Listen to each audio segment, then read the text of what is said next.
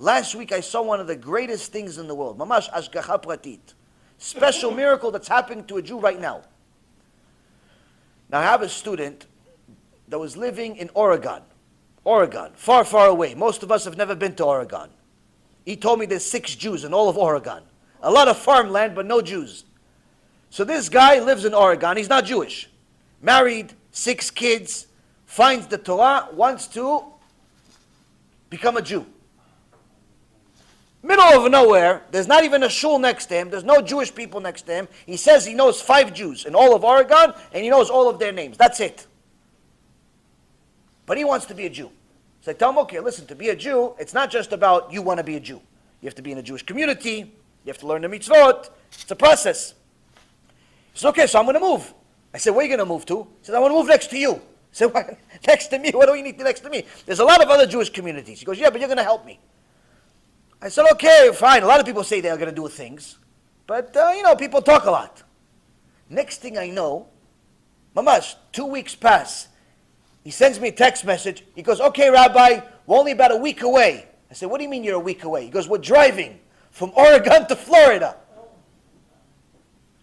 Him, wife, 6 kids, in a little minivan. They're driving to Florida. I said, do you have a house? He says, no. I said, you have a job? He says, no. I said, what do you have? He goes, I have you over there. I have you, I have a Kadosh Baruch Hu, what do I need? I want to be a Jew. This guy wants to be a Jew more than I want to be a Jew. So he moves his whole family. He gets to a place, he thought he's at an Airbnb or something. He gets to an Airbnb, a house, and something happens. 2 days later, the guy says, listen, I need the house back. So he has to leave the house. He has to find a new house. Gets to another house, same problem. 3 days later, he said, listen, something happened, the pipe broke, we have to fix the house, you have to leave.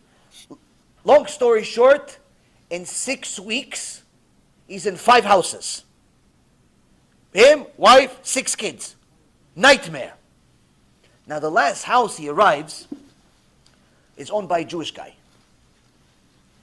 And he befriends the Jewish guy. They become friendly. And he starts talking to him. He goes, so where are you from? He goes, I'm from Oregon. He goes, what brings you to Florida? He says, I want to be a Jew. He goes, oh, I'm a Jew. He goes, oh, wow, Shecha, wow, praise, it's amazing, you're a Jew, it's amazing. He goes, yeah, well, what made you decide? He tells him about me. He goes, who is this rabbi? He goes, why don't you come to the shiur with me? He goes, when is the shiur? He goes, tonight. So he brings the guy to the shiur. So the guy comes to the shiur, he loves the shiur. So they become friendly. Couple of weeks pass, and because he's been moving so much, hasn't found a job, he runs out of money. So he tells this Jewish landlord, he goes, listen, I'm sorry, but I'm going to have to move out at the end of the week because I can't afford to stay here anymore. So I don't want to, I don't want to owe you any money, but I have to leave. He goes, why do you have to leave? He goes, because I don't have any money. He goes, forget the money. When's the shiur? When's the shiur? He goes, it's tonight. He goes, okay, let's go to tonight. Let's go to the shiur tonight. Forget the money.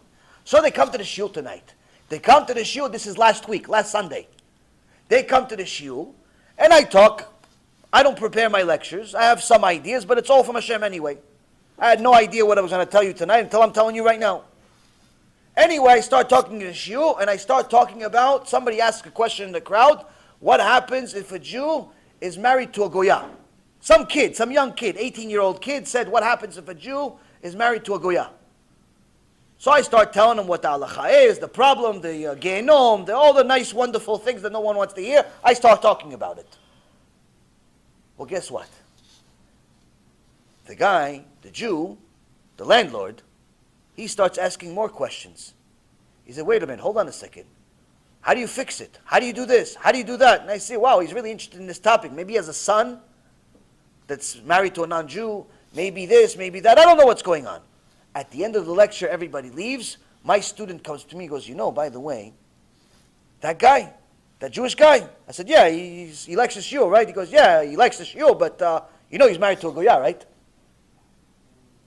He's married to a Goya. I said, yeah, but he told me he comes to the shul. He tells me he goes to Knesset. He goes, yeah, he goes to Knesset for 20 years. But he's still married to a non-Jew. I said, he doesn't know that he's not allowed? He goes, well, he knows now. For the first time in his life, he knew how bad it is tonight. So now think about this. Now he knew it's not allowed, obviously, but he didn't know how bad it was until last week. Now think about it this way. Hashem wanted to give this special Jew in Florida an opportunity to do tshuva. Now, unfortunately, not many people are going to tell him what I said. Why? Because people are afraid to tell him the truth. Because if they tell him the truth, maybe he's not going to pay, maybe he's not going to donate, maybe he's not going to come back. They're all afraid of all types of things. So they don't tell him. So for 20 years, he's with a non-Jew. He doesn't even know how bad it is.